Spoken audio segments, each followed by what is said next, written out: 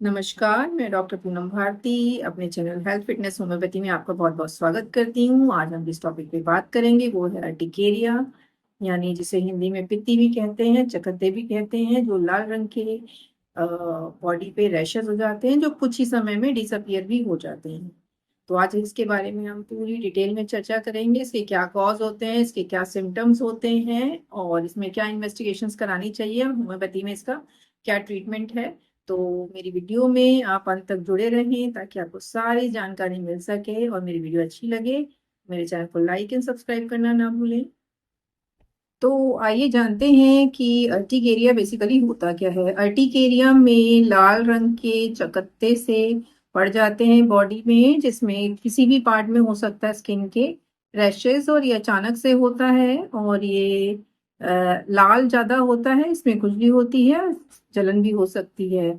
और इसको चकत्ते भी कहा जाता है, इसको अर्टिकेरिया भी कहते हैं, इसको पित्त भी बोलते हैं, इसको पित्ती भी बोला जाता है आम भाषा में। कारण जानना चाहें तो इसके कारण खाने की किसी चीज से एलर्जी हो सकती है, जैसे बैंगन, भिंडी, अरबी, अंडा, या सी फूड हो गया जैसे फिश, और जो भी सी फूड होते हैं उनसे इसमें एलर्जी हो सकती है, या किसी तरीके का बॉडी में संक्रमण हो, या कोई ऑटो इम्यून डिजीज हो, या पेट में कीड़े हों तो भी हो सकता है।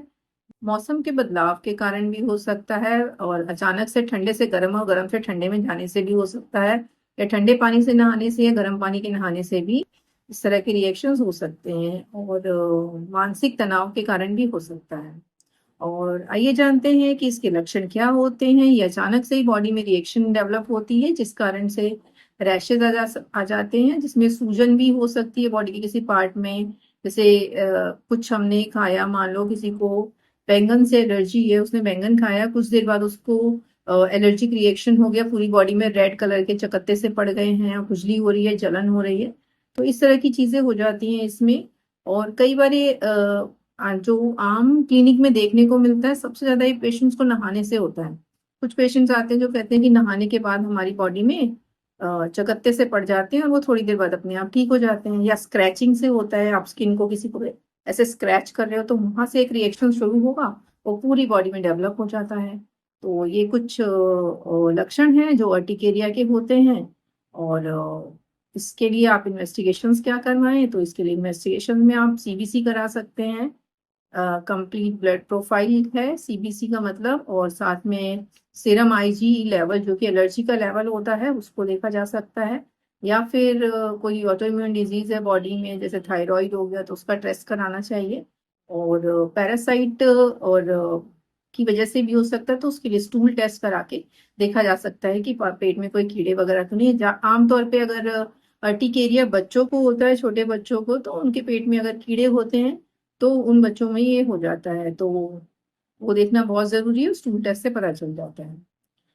और आइए जानते हैं कि इसमें हमें क्या दवाइयाँ लेनी चाहिए होम्योपैथी में। होम्योपैथी में इसका क्या ट्रीटमेंट है, तो होम्योपैथी में अर्टिकेरिया का बहुत ही अच्छा ट्रीटमेंट है। जैसे एक्यूट सिम्टम स्टार्ट हो जाते हैं तो हमें कुछ एक्यूट दवाइयाँ देनी पड़ सकती हैं, जैसे कि अर्टिका यूरेंस होती है, एपिस काम आ सकती है, रस्टक्स होती है, कैलकेरिया काप, सेना, सल्फर, नेट्राम्यूट जैसी दवाइयाँ बहुत ही कारगर है अर्टिकेरिया को ठीक करने के लिए। लेकिन जो रूट कॉज होता है उसको फाइंड आउट करना बहुत जरूरी होता है, और होम्योपैथी में जो भी हमें दवाई दी जाती है उस सिम्टोमेटोलॉजी और इंडिविजुअलिटी यानी पर्सन टू पर्सन डिफर कर सकती है। एक ही मरीज को, अर्टिकेरिया के दो मरीजों को एक ही दवाई नहीं दी जाती, वो सिम्टम्स के हिसाब से और उनके जो भी उनका कॉन्स्टिट्यूशन है उसके हिसाब से दवाइयाँ बदली जा सकती हैं।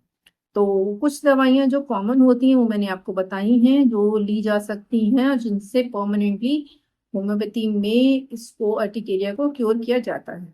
साथ में कॉन्स्टिट्यूशनल मेडिसिन देनी बहुत ज़रूरी होती है। कॉन्स्टिट्यूशन को जान के ये क्वालिफाइड होम्योपैथिक फिजिशियन ही आपको देगा।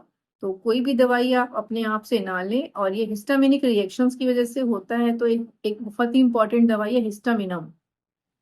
इसको 1 एम पावर में इंटरकरेंटली भी दी जाती है। और उसमें पहले देखा जाएगा कि आपके बॉडी में सीरम आईजी का लेवल कितना है। अगर सीरम आईजी का लेवल ज़्यादा है तो आपको हिस्टामिनम 1 एम भी दी जा सकती है। लेकिन कोई भी दवाई आप खुद से ना लें, उसके लिए आप क्वालिफाइड होम्योपैथिक प्रैक्टिशनर से ही कंसल्ट करके कोई भी दवाई लें। और अब आइए जानते हैं कि इसमें मैनेजमेंट क्या किया जा सकता है। तो मैनेजमेंट पार्ट में अगर देखा जाए कि अर्टिकेरिया को मैनेज करने के लिए आपको क्या चीज़ प्रिवेंट करनी चाहिए खाने में, तो बेसिकली जो एलर्जिक फूड होते हैं, जैसे कि सी फूड बहुत ही ज़्यादा एलर्जिक होता है, जैसे फिश हो गई या फिर जो भी सी फूड्स होते हैं, वो सारी चीज़ें आपको अवॉइड करनी चाहिए। और जो वेजिटेबल्स हैं उनमें बैंगन, भिंडी, अरबी बहुत ज़्यादा एलर्जिक होती है, उसको अवॉइड करना चाहिए। एग अवॉइड करना चाहिए क्योंकि कुछ पेशेंट्स भी एग से भी एलर्जिक हो सकते हैं। और टेम्परेचर वेरिएशन में नहीं जाना चाहिए। अगर जिनको अर्टिकेरिया की प्रॉब्लम है उनको बहुत ज़्यादा हॉट पानी से या बहुत ज़्यादा कोल्ड पानी से नहीं नहाना चाहिए। और आपको जो स्क्रैचिंग, बॉडी में स्क्रैच नहीं करना चाहिए, स्क्रैच करने से ये बढ़ सकता है। और अगर जैसे ही कोई सिम्टम्स आपको लगे तो आप अपने डॉक्टर से कंसल्ट करें। और अगर स्वेलिंग ज़्यादा होती है, मान लीजिए कि लिप्स पे हो गई, टंग पे हो गई, कई बार ये बहुत सीवियर कंडीशन हो जाती है, सांस लेने में डिफिकल्टी हो रही हो, तो ऐसी कंडीशन में आप इमरजेंसी में ज़रूर जाएं। और अर्टिकेरिया को परमानेंटली क्योर किया जा सकता है होम्योपैथी में। तो आप इसको, किसी को भी इस तरह की प्रॉब्लम है तो अपने डॉक्टर से कंसल्ट करें और कंसल्टेशन के बाद ही कोई ट्रीटमेंट लें। परमानेंट क्योर होम्योपैथी से हो सकता है। बहुत सारे क्लिनिकल केसेस आते हैं जो इससे क्योर होते हैं।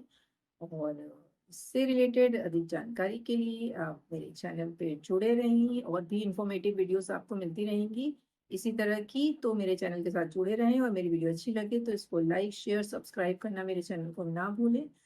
आप मिलते हैं अगली वीडियो में आपके साथ।